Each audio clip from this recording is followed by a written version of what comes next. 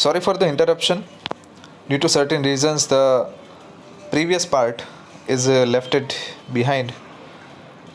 So again, please concentrate on the second part, waste disposal. It contains two type of material. First is biodegradable and second one is non-biodegradable. The biodegradable material means the type of substance which can decompose by action of microorganisms are called biodegradable waste. Means the kind of waste which will diffuse inside the soil or evaporate inside the atmosphere after throwing it, like food, fruit, vegetables, food wastages, cotton, dung, paper, etc. So these are the some examples of the biodegradable waste which is decomposed by the microorganisms. Okay. Second is non-biodegradable waste. The type of substances which cannot be decomposed by the action of microorganisms are called non-biodegradable waste. यानी कि ऐसे substances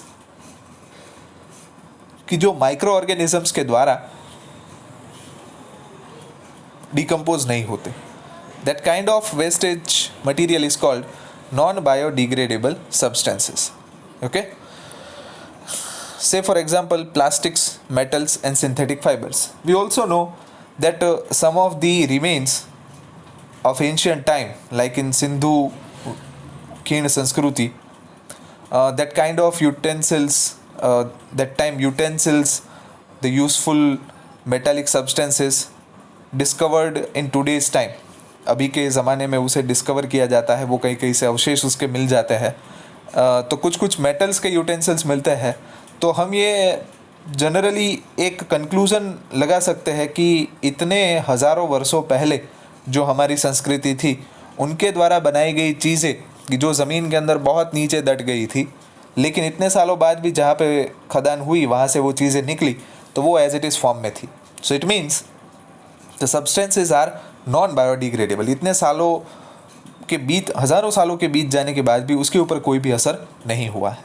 so the substances which do not decompose by the help of microorganisms within in soil or in air, they are called non-biodegradable substances. What we will do to dispose our household waste, there are some ways to reduce the wastage as well as the smart management of the waste. In other words, we can say the first way is the no use of plastic while purchasing fruits and vegetables. So while we are going for the purchasing of fruits and vegetable inside the fruit market or in a vegetable market, we should avoid the use of plastics, because the different type of plastic utilized in the vegetables, it is affecting the vegetables also, but after purchasing the vegetables there is a no use of that plastic. So we just do that, we throw that plastics away from our houses at anywhere. Okay, so it creates the plastic pollution, so please avoid it. Second, use of rechargeable batteries, means utilize the batteries which are rechargeable. Okay, because of the non rechargeable batteries, if it is frequently exhausted, so we need to throw it, and the material from which it is made up of, it will create a pollution.